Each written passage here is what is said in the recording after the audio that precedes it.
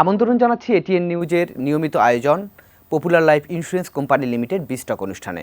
আপনাদের সাথে আছি আমি গোলাম কাদির রবু। মূলত এই অনুষ্ঠানে আমরা একটি বিষয় নিয়ে আলোচনা করে থাকি, তার নানা দিক নিয়ে, তার সমস্যা কিংবা তার সম্ভাবনা নিয়ে। আজ আমরা আলোচনা করব বাংলাদেশের শিক্ষা ব্যবস্থা, সেই সঙ্গে বাংলাদেশ থেকে প্রতি বছর যে লক্ষ লক্ষ শিক্ষার্থী বিদেশে পড়তে যাচ্ছেন সেখানে কি সমস্যা কিংবা সম্ভাবনা, তার নানা দিক নিয়েও আমরা এই আলোচনায় কথা বলবো। আমাদের সাথে আছেন বিএসবি ক্যামব্রিয়ান এডুকেশন গ্রুপের chairman Lion M K Bashar. জনাব এম কে বাশার, আপনাকে স্বাগত জানাচ্ছি এই আলোচনায়। ধন্যবাদ আপনাকে। জি, আমরা তো জানি যে বাংলাদেশ থেকে প্রতি বছর লক্ষ লক্ষ শিক্ষার্থী বিদেশে পড়তে যাচ্ছেন। তো সেক্ষেত্রে আসলে এই হারটি কি সাম্প্রতিক সময়ে বেড়েছে নাকি আসলে কমেছে? ধন্যবাদ। বাংলাদেশে প্রতি বছর প্রায় 50,000 শিক্ষার্থী বিদেশে উচ্চশিক্ষার জন্য যাচ্ছে। বিশেষ করে 2001 শিক্ষাবর্ষে বাংলাদেশ থেকে সর্বোচ্চ শিক্ষার্থী বিদেশে পড়াশোনার সুযোগ। আমরা বলবো যে বাংলাদেশ প্রায় 150 সরকারি বেসরকারি বিদ্যালয় রয়েছে, যেখানে 13 লক্ষের বেশি শিক্ষার্থী পড়াশোনা।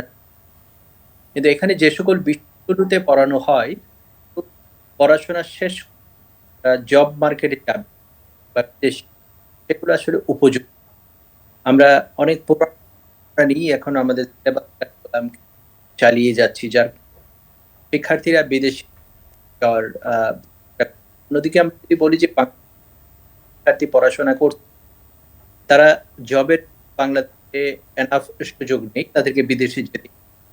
এখন বিদেশে যে জব অ্যাভেলেবেল আছে, যে সকল বিষয়ে পড়াশোনা করলে তারা জবের একটা নির্দিষ্ট সময় পাবে, সেই সুযোগগুলো দেশে বসে এখানে করে খুব একটা সুবিধা নেই বলেই তারা বিদেশে যায়। আমাদের শিক্ষার মান, শিক্ষা প্রতিষ্ঠানগুলোর স্ট্যান্ডার্ড ওয়ার্ল্ড র্যাঙ্কিং, তারা চায় যে সবসময় লেভেলের ইউনিভার্সিটি পড়তে, ভালো সাবজেক্ট গুলোতে পড়তে। তো যে সকল ইউনিভার্সিটিতে আমাদের পড়াশোনার উদ্দেশ্যে যায়, সেগুলো ডেফিনেটলি অনেক বেটার। আর যে কারণে তার যায় পড়াশোনার তাদের যথেষ্ট আর্নিং, আর যখন তারা আর্ন করতে যাবে, কাজ করতে সুযোগ পাবে, আর কাজের সুযোগ পাবে যে তাদের অভিজ্ঞতা।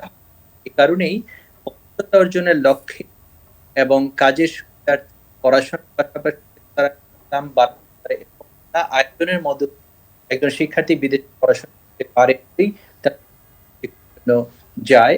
আমরা পজিটিভলি দেখি এবং আমাদের ছেলে পড়াশোনা করছে, পড়াশোনার পাশাপাশি যে আর্ন করে সে রেমিটেন্স। এই কারণেই অর্থনৈতিকভাবে সচল হয়েছে। আমাদের ক্ষেত্রে যে ফান্ড দরকার, এই স্টুডেন্ট যারা বিদেশ থেকে বেশিরভাগ আসছে, তারা ম্যান যারা যাচ্ছে, আর কিছু আসছে আমাদের গার্মেন্ট ইন্ডাস্ট্রি। না, একটি বিষয় একটু জানতে চাই। ধরেন যে সমস্ত শিক্ষার্থীরা পড়াশোনা করার জন্য যাচ্ছে, পড়াশোনাকালীন তারা চাকরি করছে এবং তারা অর্থ আর্ন করছে, কিন্তু পড়াশোনা শেষ করে কি তারা দেশে ফিরে আসছে নাকি ওখানেই থেকে যাচ্ছে? এই প্রবণতাটা আসলে কেমন? অনেক ধন্যবাদ। পড়াশোনা দেশে ফিরে যাদের সুযোগ আছে দেশে কিছু করার, অথবা যে সকল পরিবারে এখানে বিজনেস বা ভালো প্রতিষ্ঠান রয়েছে যেখানে এরা কাজ করতে পারে, তারা ডেফিনেটলি এখানে কাজ করছে, ফিরে আসছে। কিন্তু যারা মনে করছে যে দেশে এসে আসলে অন্যের প্রতিষ্ঠানে চাকরি করার চেয়ে করাটা বেটার, অথবা স্টার্ট আপ করাটা সুবিধা, তারা কিন্তু বিদেশে। আরেকটি বিষয় জানতে চাই, এই যে এখন তো আমরা দেখছি যে বৈশ্বিক সংকটের কারণে বিশ্বজুড়েই ডলারের দাম বেড়েছে, কিংবা দেশেও কিছুটা ডলার সংকট রয়েছে, কিংবা ডলারের চাপে আছে বাংলাদেশ। তো সেক্ষেত্রে বিদেশে যারা পড়াশোনা করছে তাদের যে বেতন ভাতা পাঠানোর ক্ষেত্রে আসলে কোনো সমস্যা হয়েছে কিনা বা হচ্ছে কিনা, বা সেটি আসলে কিভাবে মেকআপ হচ্ছে? ধন্যবাদ। বাংলাদেশে যারা পড়তে, তাদের প্রথম বছরের টিউশন ফি বা লিভিং এক্সপেন্স রেমিটেন্স হিসেবে হয়, ডলারের মাধ্যমে যায় ব্যাংকে। তো বাংলাদেশের ডলার বাংলাদেশের গুলো এখন বাংলাদেশ সেন্ট্রাল ব্যাংকের নির্দেশ স্টুডেন্ট ফাইল কম অ্যাপেল করছে, যা কিছুটা ক্ষতি এই মুহূর্তে। কিন্তু আমরা বলবো যে প্রপার কোনো সমাধান, যে ডলার ক্রাইসিস আছে বলে আমরা এই মুহূর্তে আমাদের স্টুডেন্টদের যে টিউশন ফি ট্রান্সফার সেটা যদি আমরা সময় না পাঠাতে পারি, তার অ্যাডমিশন এবং ভিসা হবে না। তো ফলে কিন্তু তার আরো বেশি অসুবিধা তৈরি হবে। অন্যদিকে আমরা বলবো যে যে অন্যান্য সেক্টরগুলো ওভার ইনভয়েস করে পাচার করা হয়, জি কিংবা যারা দেশ থেকে টাকা জমি বিদেশে নিয়ে যায়, এই টাকা খুব জরুরি। কারণ ডলার হওয়ার কথা না, যদি তারা মার্কেট থেকে ডলার তারা নিয়ে না নেয়। কারণ আমি ফিল করি একজন সাধারণ নাগরিক, যে কোনো একজন মানুষ যদি ধরেন 1 কোটি রাখতে চায়, কিন্তু 1 কোটি টাকাকে ডলার রূপা কনভার্ট করবে, তখন একটু খামের মধ্যে রেখে দিতে পারবে।